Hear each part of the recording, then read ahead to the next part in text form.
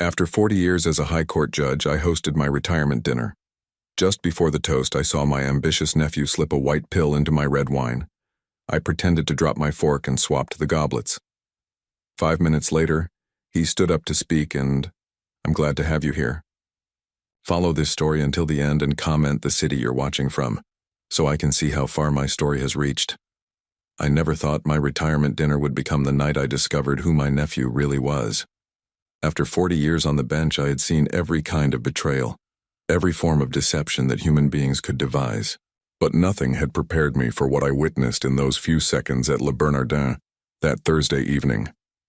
The restaurant buzzed with quiet conversation and the gentle clink of crystal glasses.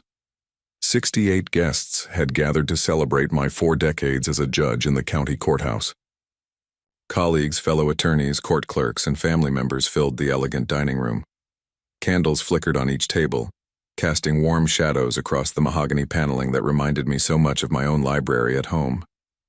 I stood near the bar, accepting congratulations and well wishes, my hand instinctively touching the gold ring on my finger, the same graduation ring I had worn for 40 years. The weight of it felt heavier tonight, as if it carried the significance of everything I was leaving behind. "Uncle Edwin, you look distinguished as always." Floyd appeared beside me, his smile bright and confident. At 42, he had inherited his mother's sharp cheekbones and quick wit, but there was something in his eyes tonight that I couldn't quite place. Something restless. "Thank you for organizing all this, Floyd," I said, gesturing toward the beautifully arranged tables. "Margaret would have been proud to see how you've grown."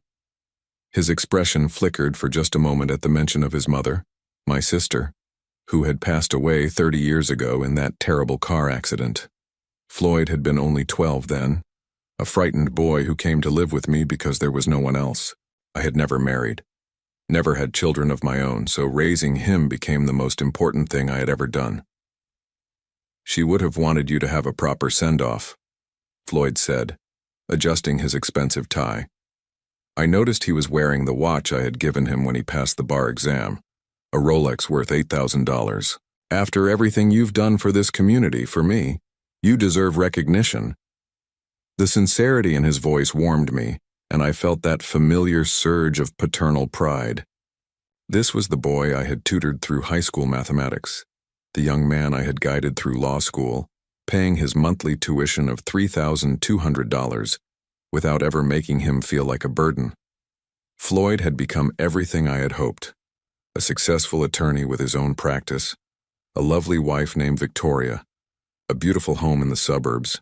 "Judge Patterson, congratulations on your retirement." Sarah Chen, my longtime court assistant, approached with a warm smile. 40 years of service to justice. That's something to be truly proud of. "Thank you, Sarah. I couldn't have done it without dedicated people like you," I replied, meaning every word. Sarah had worked with me for 15 years, and her loyalty and competence had made even the most difficult cases manageable. "I need to check on the dinner arrangements," Floyd said, excusing himself with another smile.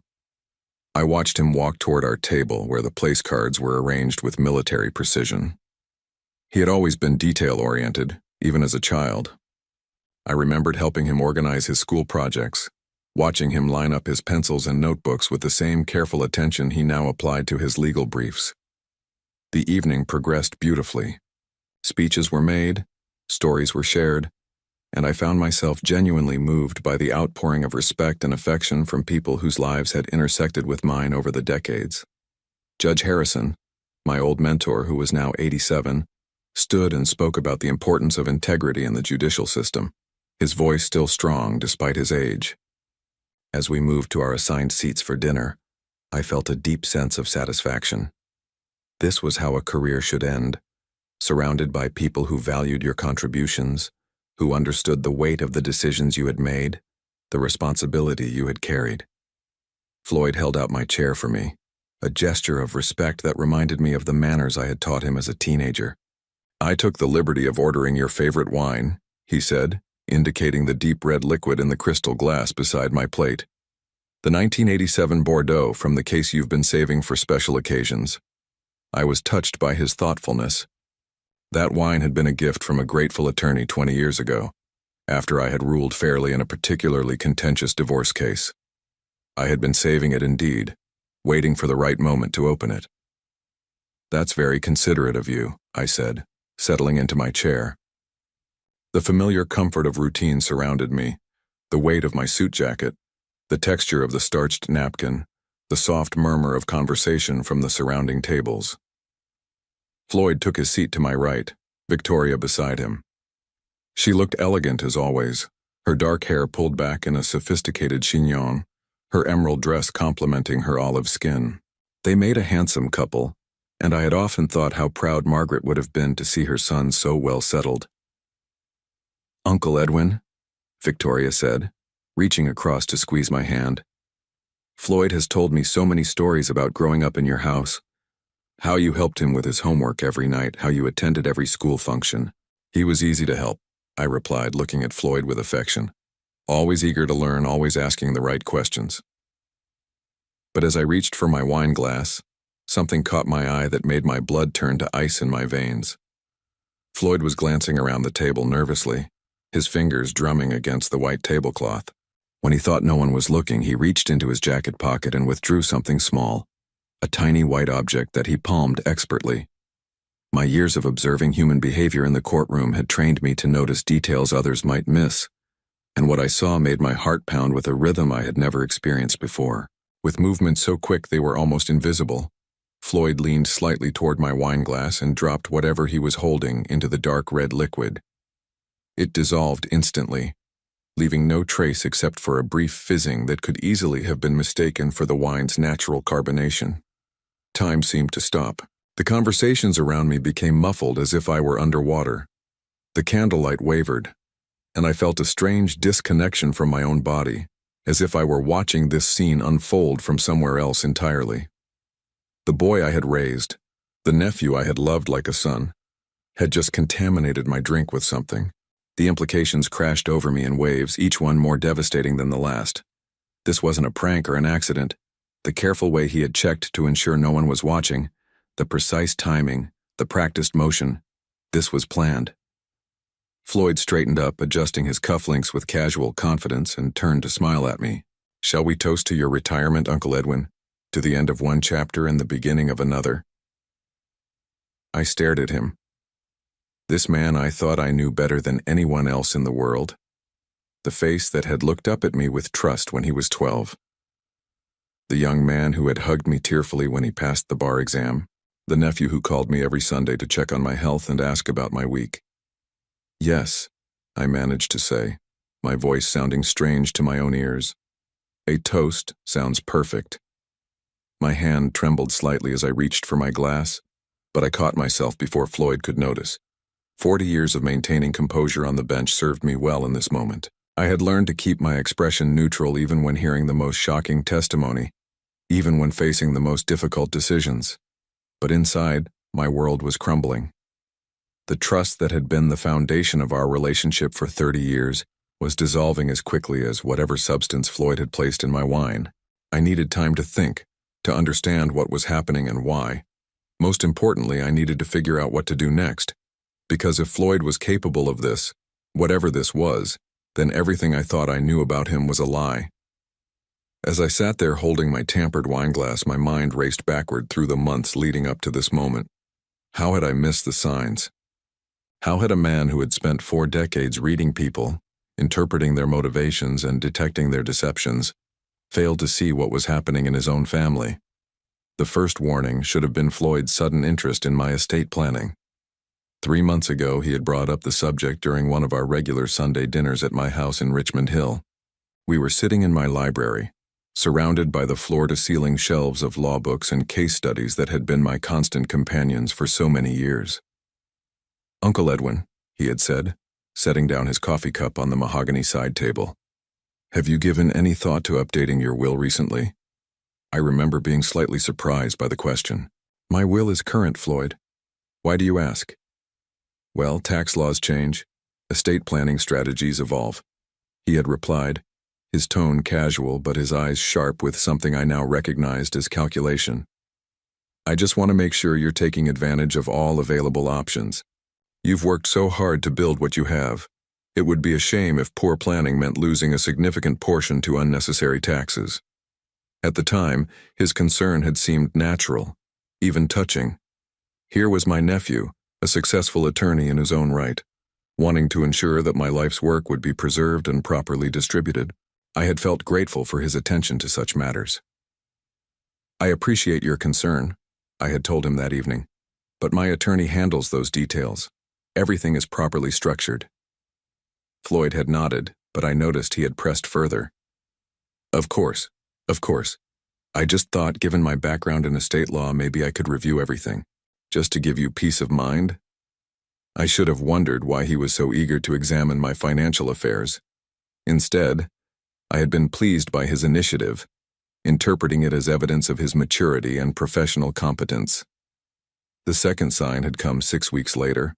Floyd had visited my chambers at the courthouse, something he rarely did. He sat in the leather chair across from my desk, the same chair where countless attorneys had presented their cases over the years. "Uncle Edwin, I've been thinking about your retirement plans," he had said, leaning forward with apparent earnestness. "You've been working for 4 decades. Don't you think it's time to step back and enjoy the fruits of your labor?" "I am retiring, Floyd. The dinner next month is my farewell celebration, remember?" "Yes, but I mean really stepping back, traveling, relaxing, maybe moving somewhere more convenient for your daily needs. This house is quite large for one person, and maintaining it must be expensive." His suggestion that I sell the house had struck me as odd. The Victorian mansion on Richmond Hill had been my home for 35 years. Every room held memories. Every piece of furniture had been carefully chosen. The idea of leaving it had never occurred to me. "I love that house, Floyd. It's where you grew up, where we shared so many important moments. Why would I want to leave it?" Floyd had shifted in his chair, and for just a moment his mask of concern had slipped. I caught a glimpse of impatience, maybe even frustration, before he composed himself again. "I just want to make sure you're not burdening yourself unnecessarily," he had said. "A smaller place might be easier to manage, more practical for someone your age." Someone your age. The phrase had stung, though I hadn't acknowledged it at the time. At 62, I felt healthy and vital. The idea that I needed to downsize my life because of my age seemed premature, almost insulting. Now, sitting at this dinner table with my contaminated wine glass before me, I realized Floyd had been assessing my assets, calculating their value, planning for their transfer. The house worth $750,000, the investment portfolio I had built over decades of careful saving, the pension that would continue for Victoria after my passing. He had been taking inventory. The third sign had been the most disturbing, though I had dismissed it at the time. 2 weeks ago, Floyd had come to dinner with an unusual request. He wanted to borrow against his inheritance. "I have an investment opportunity," he had explained as we sat at my dining room table.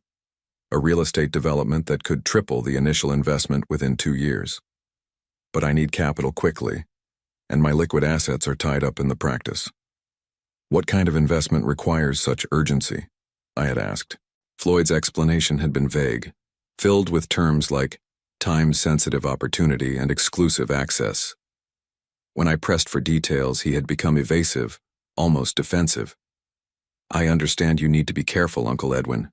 Your judicial training makes you naturally skeptical. But this is a sure thing, and the returns would benefit both of us in the long run." When I had declined to provide the money, suggesting instead that he wait and use traditional financing, Floyd's reaction had been telling. The disappointment in his eyes was sharp, almost bitter. For a moment, he had looked at me as if I were an obstacle to be overcome rather than a family member who cared about his well-being. "Of course," he had said, recovering quickly. "You're right to be cautious. I'll find another way." But I could see the wheels turning in his mind, and now I understood what he had been planning. The fourth and most damning sign had come just last week. Victoria had called me, her voice strained with worry. "Uncle Edwin, I need to ask you something, and I hope you won't think I'm betraying Floyd's confidence." "What is it, dear?" "He's been acting strangely lately, staying up late, making phone calls he won't discuss, researching things on his computer that he quickly closes when I walk into the room." My heart had clenched with concern. "Have you asked him about it?" "I tried, but he says it's just work pressure." "But Edwin, I found some papers on his desk, printed articles about medical conditions, treatments, things that could affect elderly people. At the time, I had assumed Floyd might be worried about my health, perhaps researching ways to help me age more gracefully. Now I realized he had been researching something entirely different. I'm probably being paranoid, Victoria had continued, but some of the articles were about medications, interactions, things that could cause problems for someone your age. I had reassured her that Floyd was probably just being overly cautious about my well-being, but her call had planted a seed of unease that I had tried to ignore. Now, as I sat at this elegant table surrounded by people celebrating my career, that seed had grown into a terrible understanding. Floyd hadn't been researching ways to protect my health. He had been researching ways to compromise it. The boy I had raised from age 12, who had slept in the bedroom down the hall from mine for 6 years, who had sat at my kitchen table doing homework while I prepared dinner. This boy had grown into a man capable of something I couldn't even name. I thought about all the sacrifices I had made for him, the vacations I hadn't taken so I could pay his college tuition of $3,200 every month for 4 years, the social events I had skipped to attend his school plays and soccer games, the relationships I had let fade because raising Floyd had become my primary focus. I had given him everything: love, guidance, opportunity, financial support. I had shared my knowledge, my connections, my home. I had been proud when he chose to study law, thrilled when he passed the bar exam, overjoyed when he started his own practice. And this was how he repaid that devotion. The waiter approached our table, beginning to serve the first course, and I realized I had to make a decision. I could confront Floyd here, in front of everyone, creating a scene that would destroy not only him but also the memory of this evening that was meant to celebrate my career. Or I could find another way to handle this situation, a way that would give me time to understand the full extent of his betrayal and plan my response accordingly. I looked at Floyd, who was smiling and chatting with the guests at our table, playing the role of the loving nephew perfectly. His performance was flawless, just as it had been for months while he planned whatever he had put in my wine. But I had learned something in 40 years on the bench that Floyd had apparently forgotten. Justice doesn't always come swiftly, but it always comes eventually. And tonight, it was going to come for him. The weight of knowledge sat heavy in my chest as I contemplated my next move.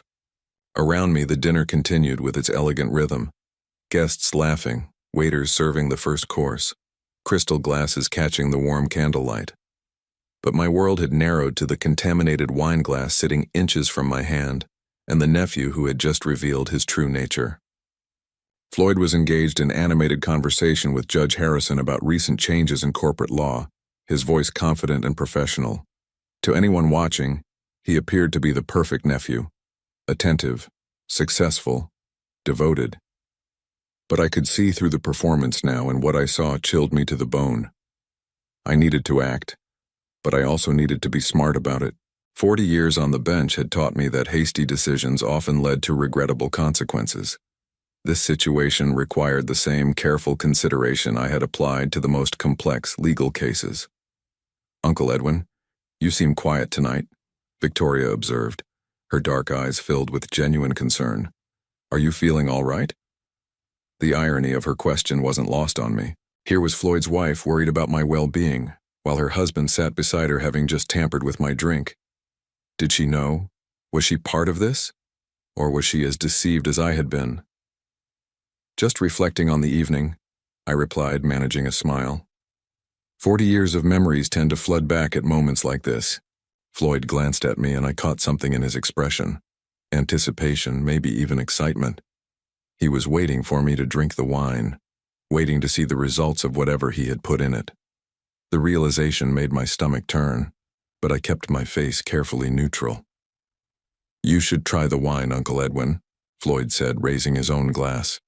"It's really exceptional, perfect for toasting such a momentous occasion." His insistence confirmed my worst fears. This wasn't paranoia or misunderstanding. Floyd genuinely wanted me to consume whatever he had put in that glass. "You're right," I said, reaching for the wine. "A toast is definitely in order." But as my hand moved toward my glass, I deliberately knocked my fork to the floor.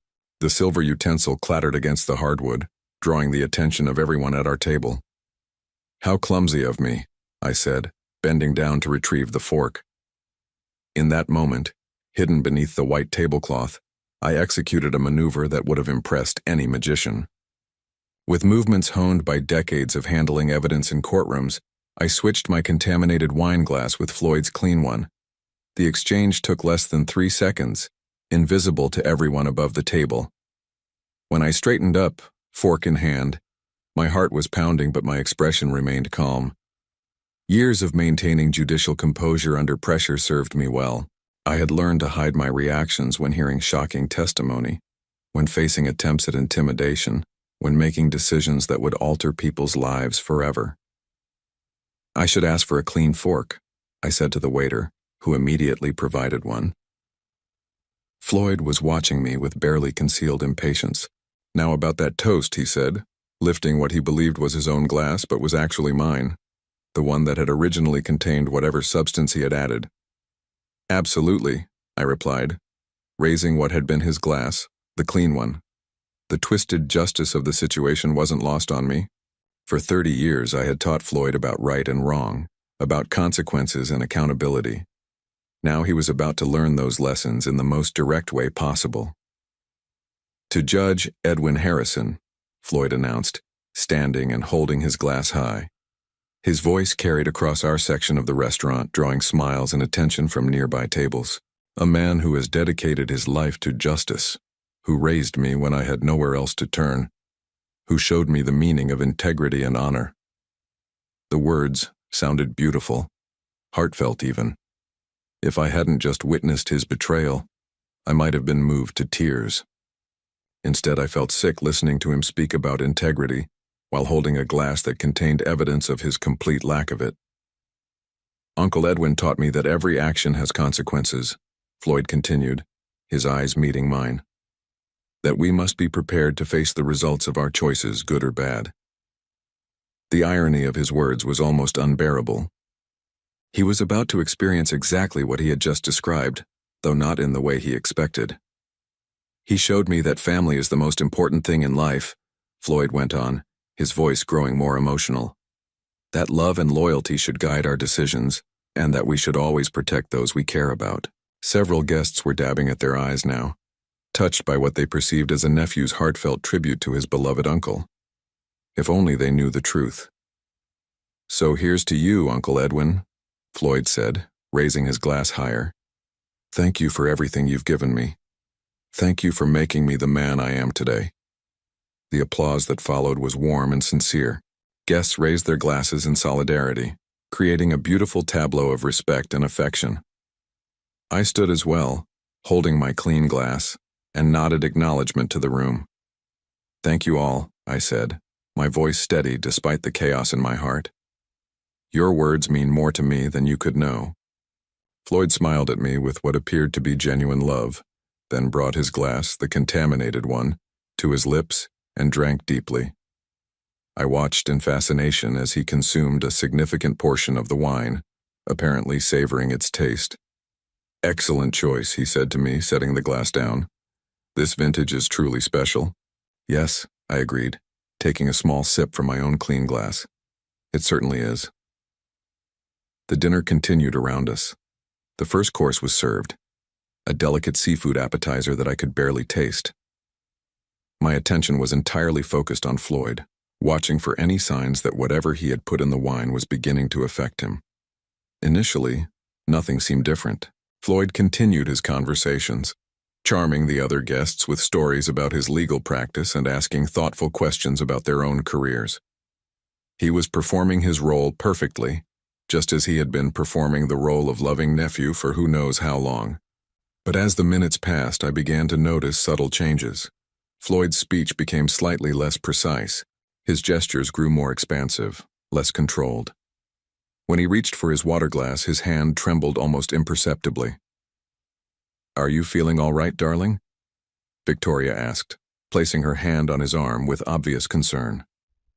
Fine, fine, Floyd replied, but his voice was softer now, less confident. Just excited about the evening. I continued to watch him, feeling a complex mixture of emotions. Part of me was satisfied to see justice beginning to unfold. But another part, the part that remembered the 12-year-old boy who had cried in my arms after his parents' funeral. Felt a deep sadness at what Floyd had become. 20 minutes after the toast, Floyd excused himself to use the restroom. I watched him walk across the restaurant, noting the slight unsteadiness in his gait that wasn't quite noticeable, unless you knew what to look for. When he returned 5 minutes later, his face was pale, and there was a sheen of perspiration on his forehead despite the comfortable temperature in the restaurant. "Floyd, you don't look well," Judge Harrison observed with the sharp eyes of a man who had spent decades reading people. "I think I might have had too much to drink," Floyd said, attempting a laugh that came out forced and hollow. "The excitement of the evening, I suppose." But I could see the confusion in his eyes, the growing realization that something was very wrong. He looked at his wine glass, then at me, and for a moment I saw a flicker of understanding cross his features. "Uncle Edwin," he said slowly, his voice taking on an edge of suspicion, "didn't you drop your fork earlier?" "Yes," I replied calmly, meeting his gaze directly. "Clumsy of me, wasn't it?" Floyd stared at me for a long moment, and I could see his mind working, trying to piece together what had happened. His eyes moved from his glass to mine, then back again. The color drained from his face as the implications began to dawn on him. "I think," he said carefully, gripping the edge of the table, "I think I need some fresh air." "Of course," Victoria said, immediately standing to help him. "Let me come with you." "No," Floyd said sharply, then softened his tone. "No, I just need a moment alone." As he made his way toward the restaurant's entrance, moving with increasing difficulty, I felt the weight of 4 decades of judicial experience settling over me.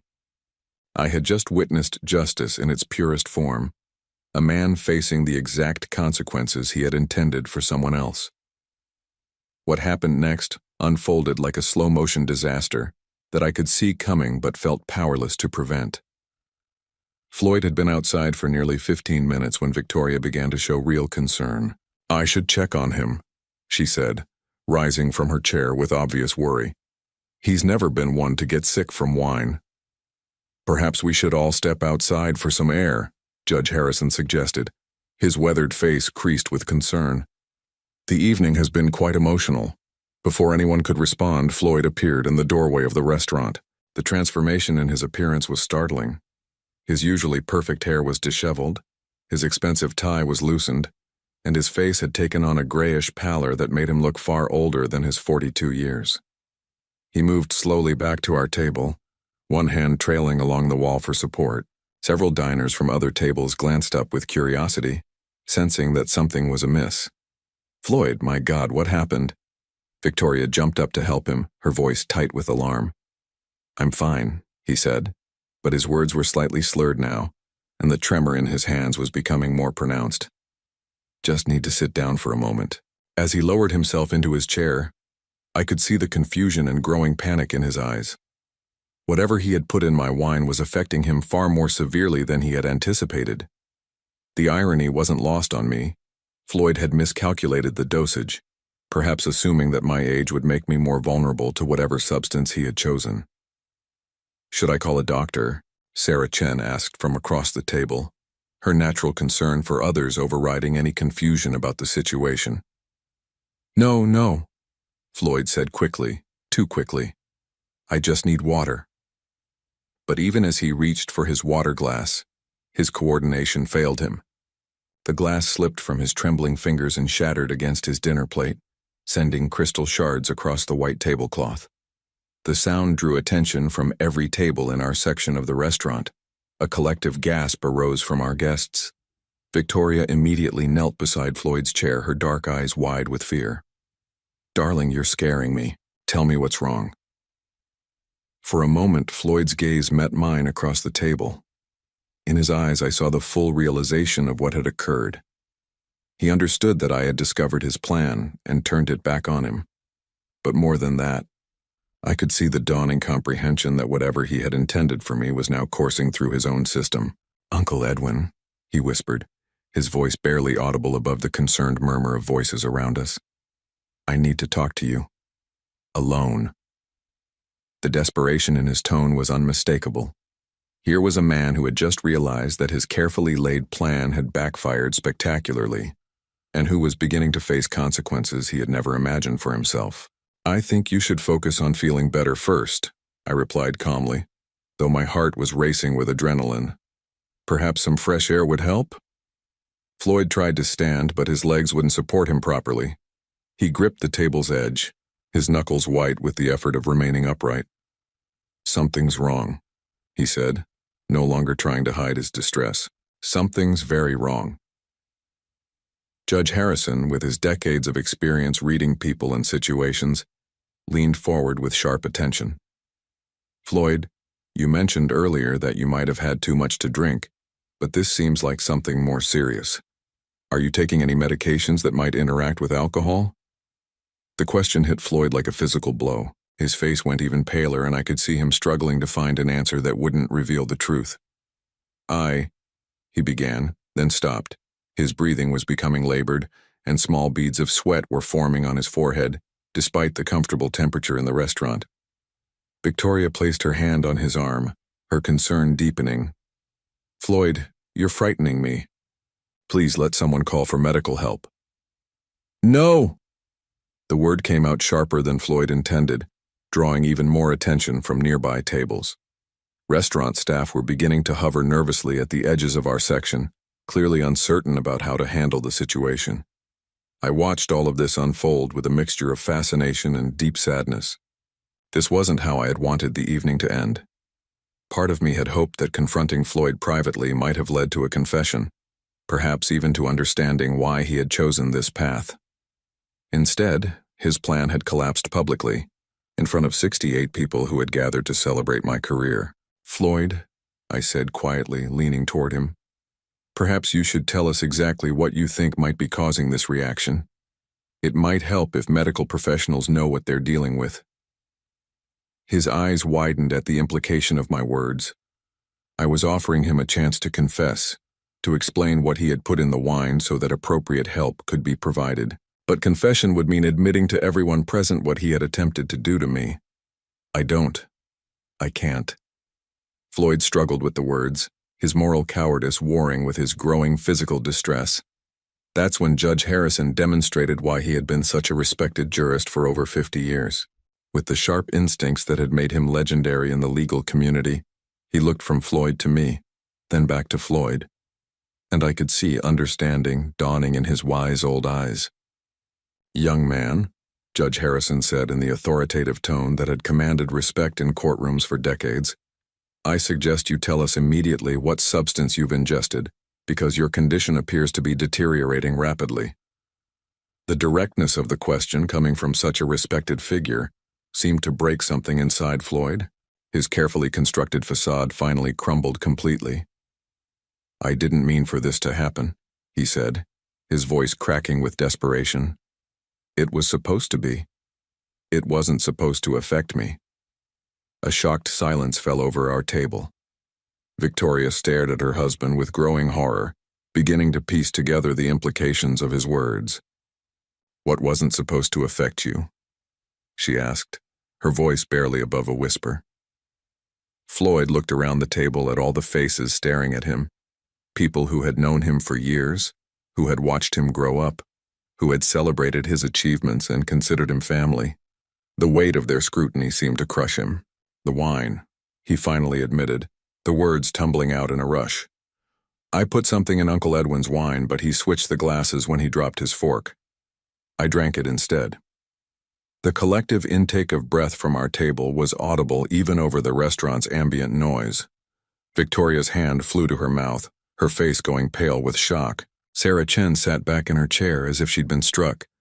Judge Harrison's expression hardened into the stern mask he had worn when pronouncing sentences on convicted criminals. "You did what?" Victoria's voice was high and strained, hardly recognizable. But before Floyd could answer, his condition worsened dramatically. His breathing became rapid and shallow. His hands began to shake uncontrollably and his eyes lost their focus. "Call 911, Judge Harrison commanded with the authority of a man accustomed to being obeyed immediately. As chaos erupted around our table, Victoria crying, guests pulling out their phones, restaurant staff rushing to help, I found myself strangely calm. After 40 years of dealing with crises in the courtroom, I had learned to remain steady when others panicked, but as I watched Floyd struggling with the consequences of his own actions, I felt no satisfaction, no sense of victory. Instead, I felt the profound sadness of a man who had just watched someone he loved destroy himself. The boy I had raised, the nephew I had cherished, had revealed himself to be someone I didn't recognize. And now he was facing the exact fate he had planned for me, learning too late that some actions can never be undone. The hospital waiting room felt sterile and cold, a stark contrast to the warm elegance of Le Bernardin, where this nightmare had begun just 4 hours earlier. I sat in one of the uncomfortable plastic chairs, still wearing my retirement dinner suit, watching the controlled chaos of Mount Sinai's emergency department through glass doors that swooshed open and closed with mechanical precision. Victoria sat across from me, her elegant emerald dress now wrinkled and stained with tears. She hadn't spoken to me directly since Floyd's confession at the restaurant, but I could feel her staring at me with a mixture of confusion, anger, and desperate need for answers. Judge Harrison had insisted on coming with us, his 87-year-old frame moving with surprising agility as he navigated the hospital corridors. Sarah Chen had stayed behind to explain the situation to our dinner guests and handle the aftermath of what would undoubtedly become the most talked-about retirement party in the county's legal community. The paramedics had arrived within 8 minutes of our call, professional and efficient as they assessed Floyd's condition. I had watched them work, answering their questions about his symptoms with clinical detachment, while inside I wrestled with emotions I couldn't fully identify. "Mr. Holloway?" A young doctor in blue scrubs emerged from the treatment area, clipboard in hand. Dr. Martinez, according to his name tag, looked tired but alert. "Your nephew is stable now. We've administered treatment to counteract the substance in his system." Victoria jumped up immediately. "Can I see him?" "In a few minutes. We need to keep monitoring him, but the worst has passed." Dr. Martinez turned to me. "The police would like to speak with you about what happened." I nodded, having expected this. Of course. Detective Roberts was a woman in her 40s with sharp eyes and graying hair pulled back in a practical ponytail. She had the kind of direct manner that came from years of dealing with people in crisis. "Judge Holloway, I understand there was an incident this evening involving your nephew and some kind of substance added to alcoholic beverages." "That's correct," I replied, settling into the conference room chair she had indicated. "Floyd admitted to tampering with my wine glass. When I accidentally switched our glasses, he consumed whatever he had put in mine." Detective Roberts made notes as I spoke. "Do you have any idea what substance he used?" "No, though I assume the hospital tests will reveal that information." "They will. What I'm trying to understand is the sequence of events. You say you accidentally switched glasses?" I paused, weighing my words carefully. 40 years of legal experience had taught me the importance of precision in testimony. I dropped my fork and bent down to retrieve it. During that time, our glasses were switched. Whether it was accidental or intentional is difficult to determine. The detective studied my face for a long moment. "Judge Holloway, given your legal background, I'm sure you understand that if this was intentional retaliation, it could constitute a crime." "I understand the law, Detective. I also understand that a man who tampers with someone else's drink bears responsibility for the consequences of that action, regardless of who ultimately consumes the substance." She nodded slowly. "We'll need a full statement from you, and we'll be investigating the incident thoroughly. Your nephew could face serious charges for what he attempted." After giving my statement, I returned to the waiting room to find Victoria pacing near the windows. The mascara that had run down her cheeks earlier had been cleaned away, but her eyes were red and swollen from crying. "They're letting me see him now," she said without looking at me. "The doctor says he'll recover completely, but it will take time." "I'm glad to hear that," I said, meaning it despite everything that had happened. Victoria turned to face me then, her expression a mixture of pain and accusation. "How could you do this to him, Edwin? How could you let him drink something that dangerous?" The question hit me like a physical blow. Even after Floyd's public confession, she was finding a way to make me responsible for his suffering. "Victoria," I said gently, "Floyd put that substance in my drink, intending for me to consume it. He made that choice. He bears the responsibility for what happened. But you knew, she said, her voice rising. You knew and you let him drink it anyway. Judge Harrison, who had been sitting quietly in the corner, spoke up with the authority that had made him legendary in legal circles. Young lady, I suggest you direct your anger where it belongs. Your husband attempted something unthinkable tonight. Victoria's face crumpled. I don't understand any of this. Floyd loves Edwin. He's always talked about how grateful he is for everything Edwin did for him. Why would he? Why would he try to hurt him? That was the question I had been asking myself since the moment I witnessed Floyd tampering with my wine. Why had the boy I raised, the young man I loved like a son, chosen to betray me in such a fundamental way? I think, Judge Harrison said quietly, that's a question only Floyd can answer. 20 minutes later, a nurse led us to Floyd's room. He was awake, propped up against white pillows, with an IV line running into his left arm. The confident, charismatic attorney from the dinner party was gone, replaced by someone who looked fragile and defeated. Uncle Edwin, he said when he saw me, his voice hoarse from the medical procedures. I'm sorry. I'm so sorry. I pulled a chair close to his bed, noting how Victoria remained standing near the door, as if she couldn't decide whether to comfort her husband or maintain distance from him. Floyd, I need you to help me understand something, I said, leaning forward. Why?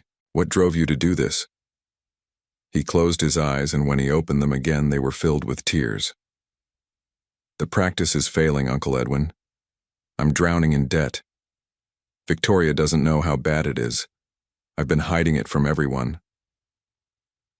The admission hung in the air between us. Victoria gasped, her hand flying to her throat. How much debt? I asked. $240,000.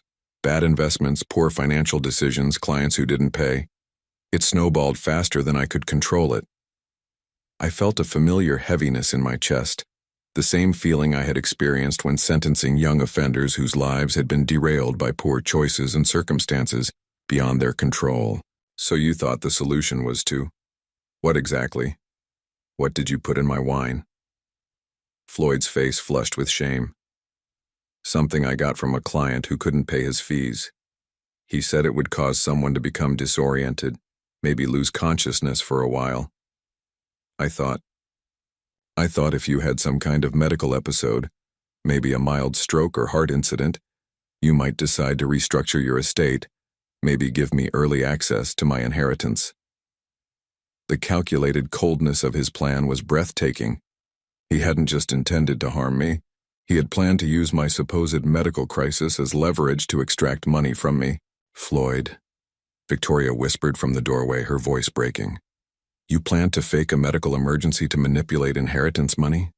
I was desperate, he said, turning toward her with pleading eyes. I didn't want to hurt him permanently. I just needed a way to access funds quickly. But you had no idea what that substance would actually do to him. Judge Harrison interjected, his voice stern. You experimented with his health based on the word of someone who gave you an unknown chemical as payment for legal services.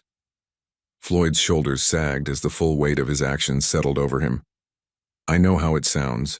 I know how terrible it is. But I was out of options. The creditors were threatening everything, the house, the practice, our entire life. So you decided to threaten mine instead, I said quietly.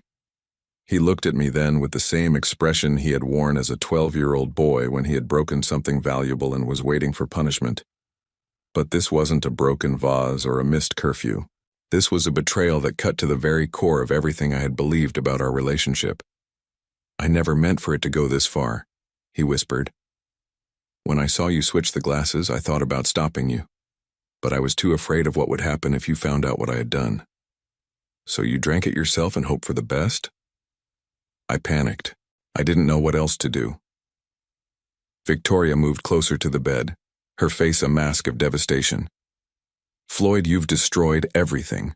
Our marriage, your relationship with Edwin, your career. How could you think this was the answer?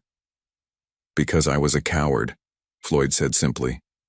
I was too proud to ask for help, too ashamed to admit I had failed, too weak to face the consequences of my mistakes.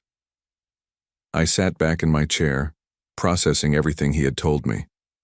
The boy I had raised with such care and attention had grown into a man capable of elaborate deception and calculated harm.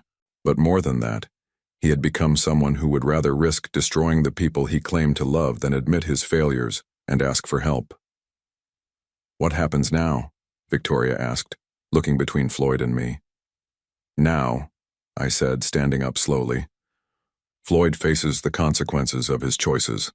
The police are investigating and there will likely be criminal charges. Beyond that," I paused, meeting Floyd's eyes directly. "Beyond that, our relationship as we've known it is over." Floyd's face crumpled, but he didn't protest. He knew, as I did, that some betrayals are too fundamental to overcome, some trust too shattered to rebuild. As I walked toward the door, I heard him call my name one last time. "Uncle Edwin?" I turned back, giving him one final look. "I really am sorry," he said, his voice breaking. "I know you are, Floyd, but sorry doesn't change what you were willing to do." And with that, I walked out of the room, leaving behind 30 years of fatherhood and facing an uncertain future without the family I thought I had. A few months had passed since that terrible night at Le Bernardin, and I was finally beginning to understand what peace felt like. I stood on the deck of my new home in Asheville, North Carolina, watching the morning mist rise from the Blue Ridge Mountains, a cup of coffee warming my hands as the autumn air carried the scent of pine and distant wood smoke. The house was smaller than my Victorian mansion in Richmond Hill, a modest 3-bedroom cabin that I had purchased for $275,000. It sat on 5 acres of wooded land, far enough from the city to provide solitude but close enough to the town center that I could walk to the library, the courthouse where I occasionally volunteered, and the small cafe where I had become a regular. Moving here hadn't been an easy decision. For 35 years, that house in Richmond Hill had been my sanctuary, filled with memories of raising Floyd, of quiet evenings reading by the fireplace, of Sunday dinners around the mahogany table where we had shared so many conversations about his future. But after the trial, after everything that had been revealed, those memories had become too painful to bear. Floyd had been sentenced to 2 years in prison for assault with a dangerous substance. The trial had been swift and decisive. His confession at the restaurant, witnessed by dozens of respected members of the legal community, had made defending his actions impossible. His law practice had collapsed within weeks of his arrest, and Victoria had filed for divorce before the trial even began. I had attended the sentencing, sitting in the gallery as Floyd stood before Judge Martinez, a woman I had mentored early in her career. When she asked if I wanted to make a victim impact statement, I had declined. There was nothing I could say that would capture the depth of the betrayal, nothing that would help him or anyone else understand the complexity of my feelings. The house sale had taken 3 months to finalize. I had sold it to a young family with 2 children, and seeing their excitement as they explored the rooms where Floyd had grown up had brought me both sadness and a strange sense of closure. Perhaps those walls would witness happier times, healthier relationships, children who would grow up to honor rather than exploit the love given to them. I had kept very little from my old life. Most of the furniture had been sold or donated. The law books went to the county law library. The fine china and crystal, including those red wine glasses that had played such a crucial role in my salvation, were given to Sarah Chen, who had remained a loyal friend throughout the ordeal.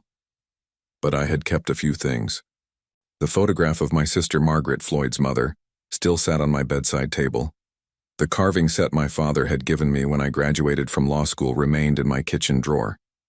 And my judicial robes hung in the closet, not because I planned to wear them again, but because they represented 40 years of service I was proud of, regardless of how that service had ended. The money from the house sale, combined with my retirement savings, had given me more financial security than I had ever expected to have. My pension provided $1,800 per month, which was more than sufficient for my simple lifestyle. I had even been able to establish a scholarship fund at the law school, the Margaret Holloway Memorial Scholarship, named after my sister, designed to help students from disadvantaged backgrounds pursue legal careers. My days now followed a peaceful routine that would have seemed impossible during my years on the bench. I woke with the sunrise, made coffee, and spent an hour reading on the deck while listening to birdsong and the distant sound of a creek that ran through my property. After breakfast, I would take long walks through the mountain trails, sometimes hiking for hours without seeing another person. 3 days a week, I volunteered at the county courthouse, helping people navigate the legal system without representation. The work reminded me why I had chosen law in the first place, not for prestige or power, but to help people find justice and resolution in their struggles. I had made new friends as well. Tom and Helen Richardson, a retired couple who lived 2 miles down the mountain road, had invited me to their weekly bridge game. Martha Webb, the librarian in town, had recruited me to help with the legal clinic she ran for low-income residents every Saturday morning. Dr. Patricia Hayes, who had her practice in town, had become a hiking companion and, slowly, something more than just a friend. Patricia was 60 years old, a widow whose husband had passed away 5 years earlier from cancer.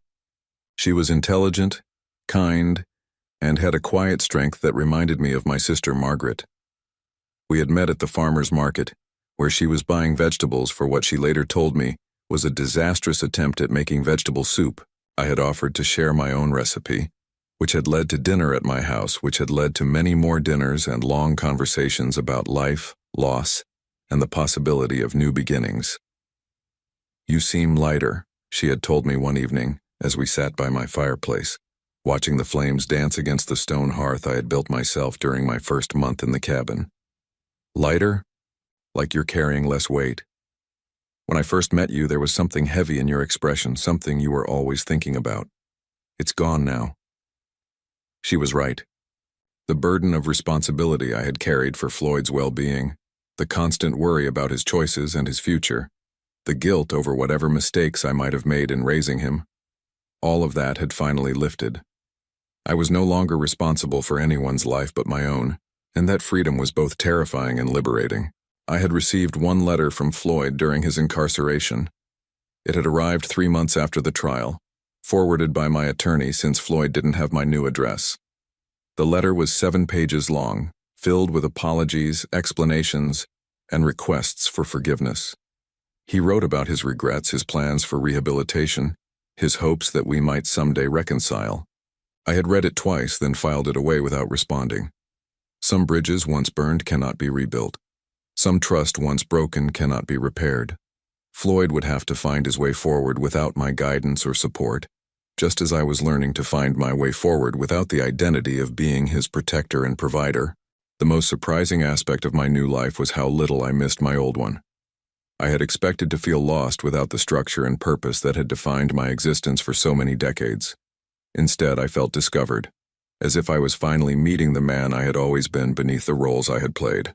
On this particular morning, as I stood on my deck watching the sunrise paint the mountains in shades of gold and crimson, my phone rang. The caller ID showed Sarah Chen's number.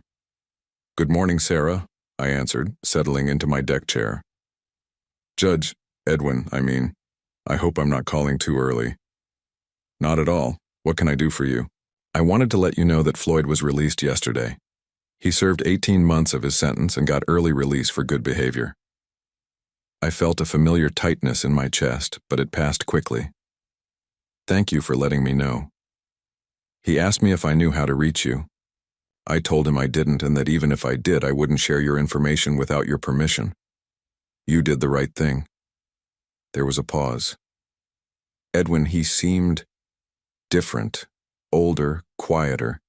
He asked me to tell you that he doesn't expect forgiveness, but that he wanted you to know he's going to try to do better."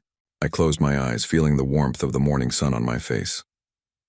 "I hope he does, Sarah, for his own sake." After hanging up, I remained on the deck for a long time, processing the news of Floyd's release. I felt no anger, no fear, no desire to reach out to him.